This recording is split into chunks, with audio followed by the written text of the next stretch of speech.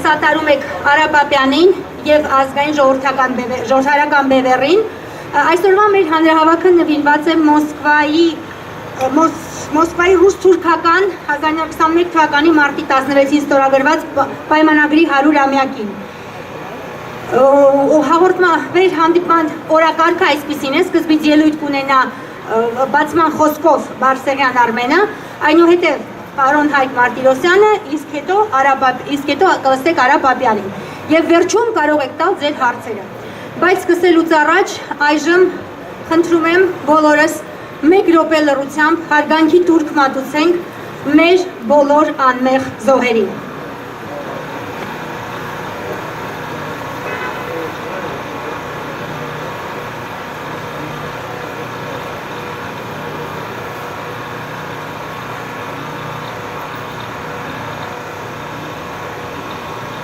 Թող հանգչեն նրանք խաղաղությամբ։ Իսկ այժմ սկսենք։ Պարոն Բարսեղյան։ Բարև ձեզ սիրելի հայրենակիցներ, շնորհակալություն ձեր ներկայության համար։ Առաջին հերթին մենք ուզում ենք հնչեցնենք այս երկրի հիմնը եւ այնուհետեւ Հայաստանի հիմնը։ Հիմա պատրաստ կլինի մեր հարգանքը ցույց տանք այն երկրին, որտեղ մենք ապրում ենք եւ որի հետ դեռ հարցեր ունենք։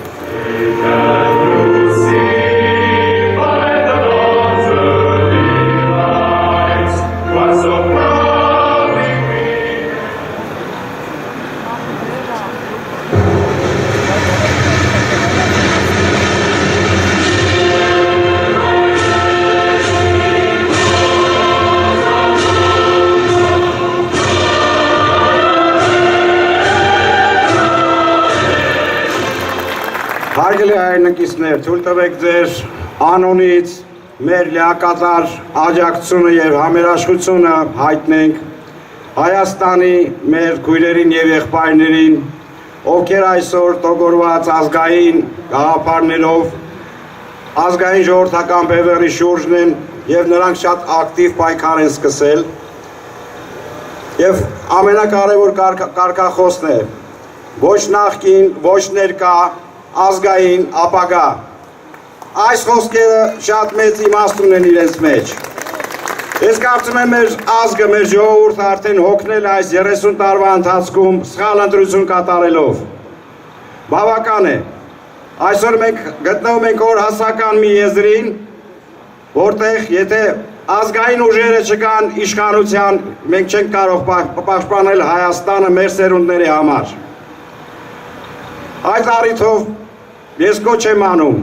բոլոր գիտակից հայերին, ամբողջ աշխարհով, Սփյուռքում, Հայաստանում, Արցախում, որտեղ որ կան, միանալ ազգային ժողովրդական բևեռին եւ ընդհանրապես ազգային ուժերին։ Ես խնդրում եմ բոլոր ուժերին, ովքեր դեռ չեն միացել, ովքեր իրենց համարում են ազգայնական, ազգային ուժեր, անհապաղ միանան ազգային ժողովրդական բևեռին, որտեղ դա կուսակցություն չէ։ Դա համախմբող կենտրոն է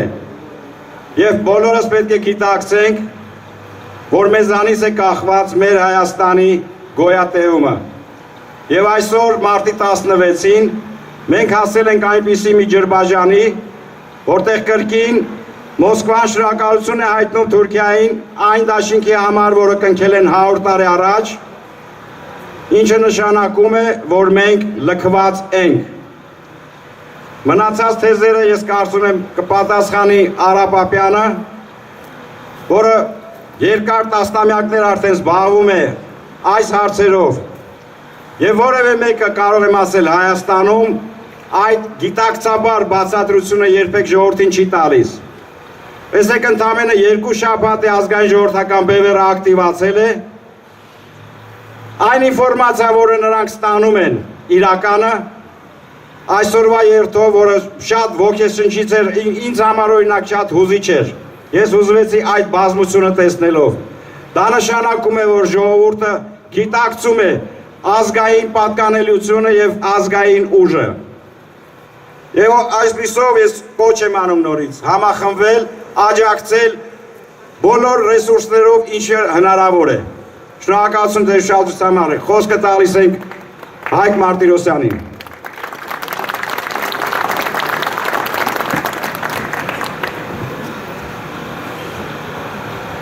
Բոլորս շատ լավ պատկերացնում ենք, որ Հայաստանը գտնվում է օրհասական վիճակում, եւ սա չափազանցություն չէ։ Ինչու է Հայաստանը հայտնվել այս վիճակում, որովհետեւ 30 տարի վարվել է ոչ միայն թալանի քաղաքականություն, որի մասին անընդհատ խոսում է այսպես կոչված ներկա իշխանությունը, այլ վարվել է ապազգայնացման, հակազգային, պրոթուրքական քաղաքականություն։ Եվ դա սկողվել է պրոռուսականությամբ կամ դաշնակցային հարաբերությունների վրա անընդհատ շեշտադրումներ կատարելով։ Ուղիղ 100 տարի առաջ, այսօրը, ոչ թե Ռուսաստանը եւ Թուրքիան, այլ մի խումբ բոլշևիկներ եւ Քեմալը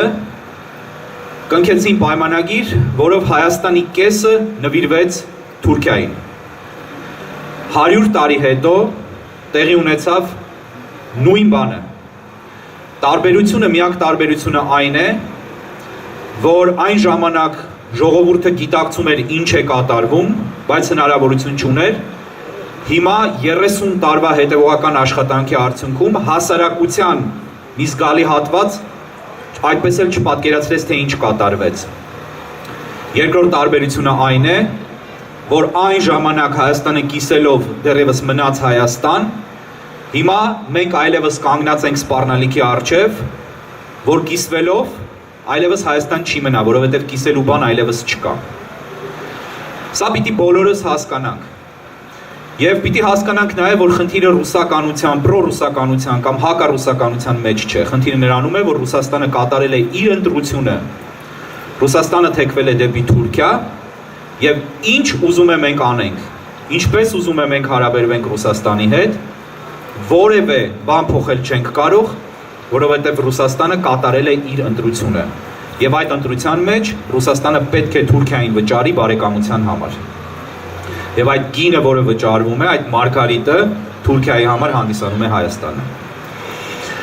Ցավոք սրտի մենք Հայաստանում ունենք նաև մի իրավիճակ, երբ քաղաքական առումով դաշտում կա խիստ բևեռացում, եւ այդ բևեռացումը բաժանվում է ընդամենը երկու ճամբարների։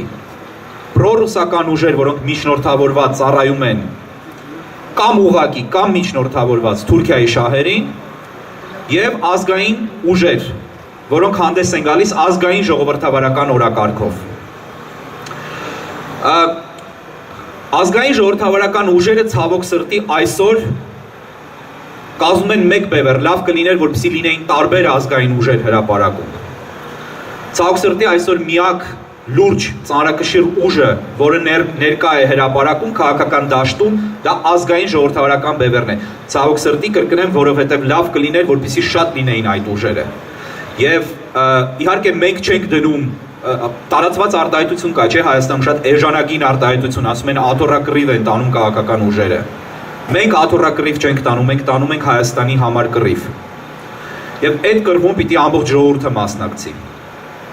Բոլորս պիտի հասկանանք, որ նախկինները եւ ներկաները դա մի բևեռ է, դա մի ուժ է, դա մի ճամբար է, որը փորձում է ժրաջանորեն ապացուցել Ռուսաստանին, որ ինքն է հենց այն ուժը, որը կարող է ծառայել ռուս-թուրքական օրակարգին։ Ներկաները, այսպես կոչված ներկաները դա ապացուցել են, որ իրենք կարող են դա հրաշալի անել։ Հիմա պայքար է գնում երկրորդ փուլով Հայաստանը հանձնելու գործում դերակատարություն ստանձնելու առաջնության համար։ Մենք ազգային ժողովրդարական բևեռը եկել է ասելու, որ մենք այն ուժն ենք, որը պահելու է Հայաստանը։ Եվ մենք խնդրում ենք բոլորի աջակցությունը։ Կա մտայնություն հասարակության տարբեր շերտերում, որ եւ հիասթափություն, մեծ հիասթափություն, կա մտայնություն, որ բոլորը խաբել են։ Եվ այդ հիասթափությունը շատ հստակ երևում է նաեւ Սփյուռքում։ Շատերը հիասթափված են քաղաքականապես, շատերը հիասթափված են պատերազմի ավարտով պայմանավորված, շատերն էլ հիասթափված են իրենց փոխանցած գումարների փոշիացմամբ։ Բայց հիասթափվելու իրավունք մենք չունենք, որովհետև հիասթափվելով երկիր չեն փրկում։ Եթե մենք սիրում ենք Հայաստանը, եթե մենք մեզ հայ ենք համարում, մենք հիասթափվելու իրավունք չունենք։ Մենք արտագաղթելու իրավունք չունենք, ընդհակառակը, կարծում եմ, որ պիտի սկսեն մարդիկ դրսում մտածել Հայաստան գնալու մասին։ Բայց երկրորդ ամենակարևոր բանը նա է, որ չի կարելի ասել, որ մենք այլևս չենք վստահում ոչ ոքի եւ այլևս չենք վստահելու, որովհետեւ բոլորը խաբեցին։ Հայաստանում պետք է հաստատվի այնպիսի համակարգ եւ այնպիսի իրավիճակ, երբ հնարավոր լինի իշխանությանը փոխել։ Միշտ ասում են, լավ փոխեցինք, բա հետո անընդհատ փոխել, եթե այդ իշխանությունը դավաճանում է ժողովրդին։ Անընդհատ եւ անverջ։ Իսկական ժողովրդավարությունները այդպես են, եւ միայն այդպես է հնարավոր հաստատել մի համակարգ, որում իշխանությունը հաշվետու կլինի ժողովրդին եւ կներկայացնի ժողովրդի շահերը, եթե զգա, որ անընդհատ կարող են նրան փոխել։ Եվ մենք այն ուժն ենք, որը եթե գա իշխանության, պիտի նաեւ դա անպայմանորեն անի եւ պիտի հաշվետու լինի։ Չի կարելի մտածել, որ խաբել են, ուրեմն էլի խաբելու են։ Մենք իհարկե չենք խաբելու, բայց եթե ժողովուրդը մտածում է, որ այս կամ այն ուժը անվստահելի է, որովհետև նախկինները խաբել են, դա սխալ մոտեցում է։ Պետք է ձևավորել գիտակցություն, որ ժողովուրդը ունի ուժ։ Ամենամեծ սխալներից մեկը, որ մենք այսօր գործում ենք եւ վտանգում ենք Հայաստանի ոչ թե ապագան, այլ ներկան, Հայաստանի կյանքը, դա այն է, որ մենք ասում ենք, որ չկան մեր սրտով առաջնորդներ, չկա այն անձը, որը մեզ առաջ կտանի, շատերի համար չկա այն կուսակցությունը կամ ուժը, որը առաջ կտանի, դա չափազանց սխալ մոտեցում է, որովհետև ժողովուրդը դրանով պատվիրակում է ըստ էության իր որոշումը եւ իր ճակատագիրը ինչ որ մեկին կամ ինչ որ մի կոնկրետ ուժի կամ ուժերի։ Ժողովուրդը պետք է ինքը դուրս գա փողոց, փոխի այս դավաճանական բնույթի իշխանությունը եւ իշխանության բերի այն ուժին, որին ինքը գտնում է, որ կարող է փրկել երկիրը։ Իսկ այսօր երկիրը կարող է փրկել միայն ազգային իշխանությունը, որը արտաքին քաղաքականության ոլորտում նույնպես առաջարկում է բոլորովին նոր օրակարգ։ Եվ այդ ուժը դարձյալ մենք ենք։ Շնորհակալություն Հայկ։ Գուրգեն Մխիթարյան, հայկական վերածննդից։ Եվ քանի որ Հայկը այստեղ հարց բարձրացրեց ազգային ժողովրդական բևեռին եւ իր սատարելուն, ես ուզում եմ մի վարքյան ձեր ուշադրությունը այդ բառերի վրա կենտրոնացնեմ։ Հիմա Հայաստանում կա 3 ուժ, դա Փաշինյանն է իր մանկապարտեզի հետ, դա 17 քրեա օլիգարխիկ համակարգին նվիրված կուսակցությունները եւ կա երրորդ ուժը ազգային ժողովրդական բևեռը։ Շատ շուտով բոլորս ազգային ժողովրդական բևեռը շատ շուտով կանգնելու են ընտրության առջև։ Կամ Փաշինյանն բաժանելու կաշառք ընտրությունների համար, ոնց որ բաժանեց մարտի 1-ին էր կարծեմ իր հանրահավաքը, նույն ձևի ոնց 17 կուսակցություններն են բաժանում իրենց կաշառքները, հենց 3 հատ վրաններից մեկը Բաղրամյանի վրա կաշառք բաժանողների տեղն է։ Այդպիսի Հայաստան ենք ուզում, բարեկամներ։ Հայկը ճիշտ ասեց, ինչքան պետք է, այդքան էլ պետք է ընտրություն անենք։ Մենք հիմա ասում ենք, ազգային ժողովրդական բևեռին պիտի ընտրեք։ Կասկածում եք, որ վատն է լինելու, իրավունքը պահպանեք իրենց փոխելու։ Բայց իրենց պետք է ընտրենք, շատ շուտով այդ ընտրությունը կանգնելու է։ Եվ ես ներկայացնելով հայկական վերածնունդ շարժումը, ձեզ տեղյակ եմ պահում, որ Սփյուռքում կան կազմակերպություններ, որոնք որոշում են կայացրել, սատարել ազգային ժողովրդական բևեռին։ Շնորհակալություն։ Դրանով մենք օրինակ ենք ծառայում, որ մնացած կազմակերպությունները նույնպես սատարեք ազգային ժողովրդավարական բևեռին, որովհետև միայն նրանք են ծրագիր ներկայացնում գոնե այս 2 տարվա փոփոխությունների, ժամանակավոր կառավարություն եւ այլն, մնացածը աթոռակրիվ է։ Փաշինյանը իր աթոռակրիվն է տանում, 17-ը իրանց աթոռակրիվն են տանում եւ առանց որևէ ծրագրի։ Փաշինյանը գիտեք ինչ ծրագիր ունի Հայաստանի համար հենց հիմա։ Իսկ 17 չգիտենք, Որտեղ մանկապարտեզը այնտեղ, ոնց ենք մանկապարտեզը Հայաստանի ապագան կերտելու, ոնց։ Մանկապարտեզի մտածելակերպ ունի այդ իմ քայլը։ Երկրորդը 17-ը։ Դրանք բացի քրեա ու գալխիկ այդ համակարգին նվիրված լինելուց ուրիշ ոչ մի բան չունեն, նրանք ասել են, իրենց նպատակը Փաշինյանին հանելն է։ Եղբայր, այդ կես քայլանոց, կես խելք ունեցող 17-ին ոնց կարելի է ինչ-որ վստահել մեր հայ պետության ղեկավարումը։ Մնում է դառը մենք մի բան էլ հիմա իրանք վիճում են թողել իրենց մեղավորը։ Բայց չէ որ այդ վեճը պետքա վերջ տա։ Մեղավոր են 3 նախագահները եւ 1 վարչապետը։ Բոլոր 4 ղեկավարներն են մեղավոր։ Իրանք իրար մեջ մեկը մյուսի վրա գցելով, Քոչարյանը գցելով մեկի վրա, մյուսը Փաշինյանը մյուսի վրա, տես բան չկա։ Բոլոր 3 նախագահներն են մեղավոր եւ վարչապետն է մեղավոր,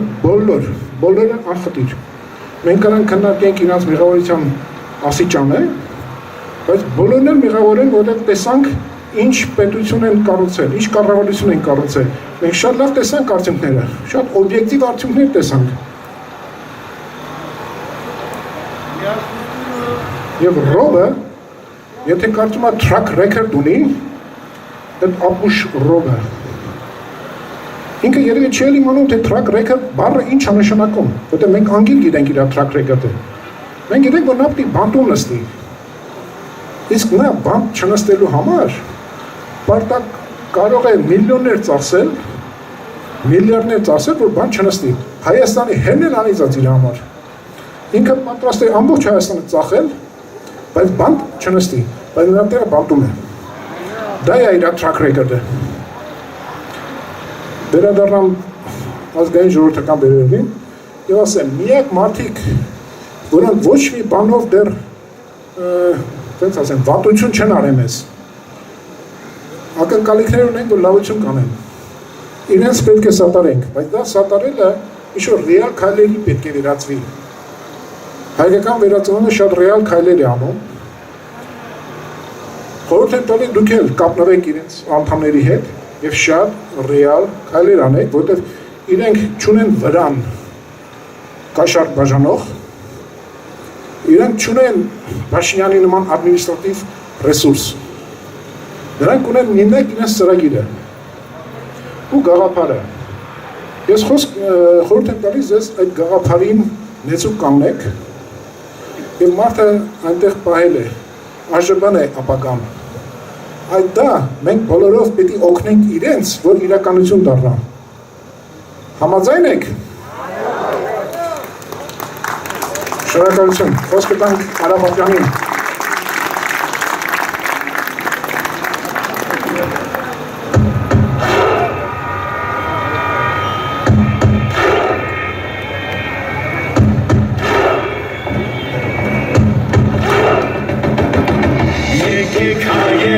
Ողջ աշխարհի կոչնակ զարկենք միացումի։ Հարգելի ներկաներ, կարծում եմ այս հիասքանչ երգը մեզ նոր ոգի տվեց, սա ազգային ժողովրդավարական բևեռի անդամներից մեկի գրած երգն է եւ կարծում եմ այդ տողերը վերկաց որդի առաջնորդի մեզ բոլորիս պիտի ուղղությունը տա, որ նշանակում է մենք յուրաքանչյուրս որպես Հայաստանի որդի եւ զավակ պիտի մեր երկրին տեր կանգնենք եւ առաջնորդենք։ Այստեղ բավականին շատ ճիշտ խոսքեր ասվեցին, ես չեմ կրկնի, ես շատ ամփոփ մի երկու միտք ասեմ եւ առավելապես հնարավորություն կտամ ձեզ հարցերով ինձ դիմել, որոնց ես կպատասխանեմ։ Այսօր մարտի 16-ն է, մի ողբերգական օր հայոց համար, որ 100 տարի առաջ մեր Հայաստանը հայրենիքը մասնատվեց մի ստոր չարաղետ պայմանագրով Մոսկվայի 1921 թվականի մարտի 16-ի պայմանագրով եւ ազգային ժողովրդավարական բևեռը 16-ին, այսինքն այստեղի ժամանակով մի կես օր առաջ Երևանում ցույց արեց եւ մեր ժողովրդի բողոքը, ցասումը եւ անհամաձայնությունը հայտնեց այդ փաստաթղթի նկատմամբ։ Աշխարհի երկրորդ քաղաքը, որի որտեղ տեղի ունենում հանրահավաք եւ մենք մեր բողոքը ցասումն ենք հայտնում այդ փաստաթղթի վերաբերյալ, դա Լոս Անջելեսն է։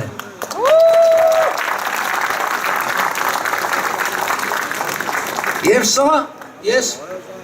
խորհրդանշական եմ տեսնում, որովհետև մեր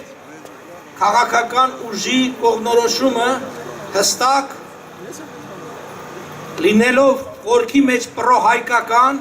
հայամետ, բայց մենք գտնում ենք, որ այդ հայամետությունը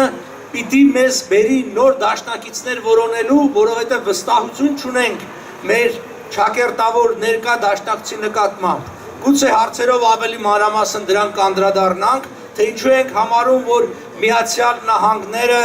կարող են եւ մենք պիտի ձգտենք, որպեսզի Միացյալ Նահանգներից ստանանք, դա այսպեսի կարգավիճակ կա, կոչվում է Major Non-NATO Ally of the United States, Միացյալ Նահանգների ՆԱՏՕ-ի ոչ անդամ հիմնական դաշնակից եւ տարբեր 18 երկիր ունի նման կարգավիճակ, կարծում եմ Հայաստանը կարող է լինել 19-րդը եւ դա անվտանգություն կապավի Հայաստանին։ Ես նաեւ ուզում եմ իմ երախտագիտությունը հայտնել Միացյալ Նահանգների ժողովրդին եւ պետությանը այն տարիների համար, երբ Հայաստանը մասնատվում էր, այդ տարիներին հայ ժողովրդին օգնություն ցուցաբերելու համար։ Հիշեցնեմ, որ 132,000 որբ փրկվել ամերիկյան որբանոցներում, 89 որբանոց է եղել միայն Հայաստանի տարածքում, չհաշված ամբողջ Միջին Արևելքն ու Բալկանները, եւ մենք սա շեշտում ենք եւ երախտապարտ ենք, բայց միևնույն ժամանակ կարծում ենք, որ սա հիմք է, այդ դարավոր հարաբերությունները հիմք է, որպեսզի Միացյալ Նահանգների հետ մենք ունենանք ավելի սերտ, ավելի գործընկերային եւ եթե կուզեք դաշնակցային հարաբերություններ։ Դուք մեծ դեր ունեք այստեղ։ Միացյալ Նահանգների հայ համայնքը, հայկական լոբին շատ մեծ դեր ունի։ Դուք պիտի ձեր սենատորներից, կոնգրեսականներից, բոլոր քաղաքական եւ հասարակական գործիչներից պահանջեք ավելի ներգրավվածություն Հայաստանում եւ Հայաստանին կրկնում եմ դաշնակցի կարգավիճակ տալու հարցը դառնա քաղաքական արդիական հարց, որովհետեւ այո շատ կարեւոր է ցեղասպանության ճանաչումը, բայց պակաս կարեւոր չէ նոր ցեղասպանության կանխարգելումը։ Այսօր մենք լրջագույն վտանգների առջև ենք կանգնած, մեր հայրենիքը եւ մեր ժողովուրդը։ Հետեւաբար մենք կարծում ենք, որ Միացյալ Նահանգները կկարողանան, իհարկե նաև մեր բոլորիս աջակցությամբ ճիշտ որոշում կայացնել եւ ինչպես 100 տարի առաջ օգնության ձեռք մեկնեցին հայ ժողովրդին ցեղասպանությունից հետո, հիմա եւս ձեռք կմեկնեն կանխելու համար այդ ցեղասպանությունը։ Առայժմ այսքանը